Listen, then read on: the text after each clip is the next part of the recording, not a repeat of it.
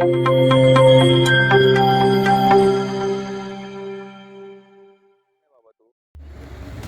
पाहिजे, पाणी पाहिजे, पाणी पाहिजे, पाणी पाहिजे, पाणी पाहिजे, पाणी पाहिजे.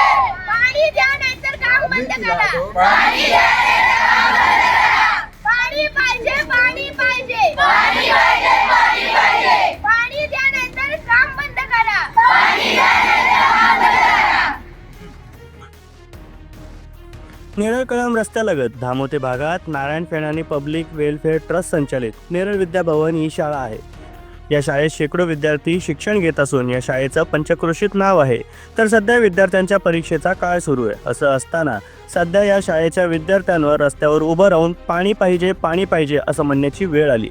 शाळेत तब्बल 20 दिवस पाण्याचा पत्ता नाही. मुलांना प्यायला, बाथरूमला वापरायला पाण्याचा थेंब देखील नाही. या सगळ्याला कारण ठरले ते म्हणजे नेरळ कळंब रस्त्याच्या कामाचा ठेकेदार. नेरळ कळंब या रस्त्याचं काम सुरू आहे. या कामासाठी JCB पोकलेन यांचा वापर केला जातोय. या मशीनच्या साहाय्याने खोदकाम करताना पाण्याच्या पाईपलाईन ठेकेदाराकडून निष्काळजीपणे तोडल्या गेल्यात. तर शाळेच्या मागच्या बाजूस या मशीन उभे केल्या जातात.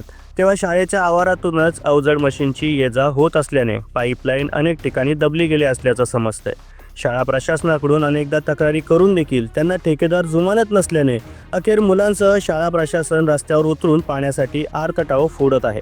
आमच्या पाण्याची लाईन ही ठेकेदारांनी पूर्ववत करून द्यावी, अन्यथा विद्यार्थ्यांना घेऊन आंदोलन करण्याचा इशारा शिक्षकांनी दिलाय. दरम्यान परीक्षेच्या काळात पाण्यासाठी संघर्ष करण्याची वेळ विद्यार्थ्यांवर येऊन ठेपली.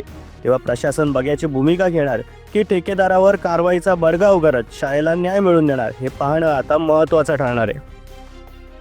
साधारणतः मागील महिन्याभराचा कालावधी जर पाहिला, या रस्त्याचं कॉन्क्रिटिंगचं काम सुरू झाल्यापासून बऱ्याचदा JCB पोकलेन, हायवा वगैरे, डंपर वगैरे या ज्या मोठमोठ्या वाहनांच्या माध्यमातून शालेय परिसरात होते. आणि त्याच कालावधीमध्ये रस्त्याची बॉर्डर आखताना पाईपलाईन या कामगारांकडून तुटली असावी आम्हाला संशय आहे. मागील 3 वेळा आम्ही कॉन्ट्रॅक्टरला संपर्क साधण्याचा प्रयत्न केला, परंतु कंत्राटदाराचा आम्हाला संपर्क, नाव किंवा पत्ता माहीत झाला नाही. परंतु त्यांचे सब कॉन्ट्रॅक्टर जे काही ठेकेदार आहेत, हे कामाची व्यवस्था पाहतात, त्यांना आम्ही कल्पना दिली तर ते म्हणाले आम्ही सर्व सुरळीत करून देतोय, पाईपलाईनची व्यवस्था आम्ही करून देतो. पण तो अद्यापही जवळजवळ 20 ते 22 दिवस झाले या गोष्टीला पाण्याचा थेंबही शाळेमध्ये नाही.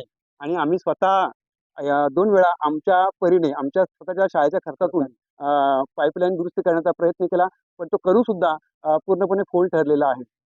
शालेय विद्यार्थ्यांना पिण्याची पाण्याची व्यवस्था इथे होऊ शकत नाही. प्रसाधन गृहाची व्यवस्था इथे नीट होऊ शकत नाही. साधारणतः नियमित 250 विद्यार्थी रोज शिक्षण घेत आहेत. शासनाचं काम जर चालू आहे रस्ते विकासाचं, तर शालेय शिक्षण विभाग सुद्धा हा शासनाचाच आहे. इथल्या गोरगरीब विद्यार्थ्यांना पिण्याच्या पाण्याची मुबलक व्यवस्था होऊ शकत नाही, तर हा दोष शाळेचा म्हणता येणार नाही. कंत्राटदारांनी ही पाईपलाईन जी आहे व्यवस्था ही पूर्ववत करून द्यावी, हा आमचा मनोदय आहे. आणि जर तसं ते करून देणार नसतील तर मग आम्हाला नाईलाज असतो, विद्यार्थ्यांना घेऊन आम्हाला रस्त्यावर बसावं लागेल. पाणी पाहिजे, पाणी पाहिजे, पाणी पाहिजे, पाणी पाहिजे, पाणी पाहिजे, पाणी पाहिजे. पाणी द्या नाहीतर काम बंद करा. पाणी द्या नाहीतर काम बंद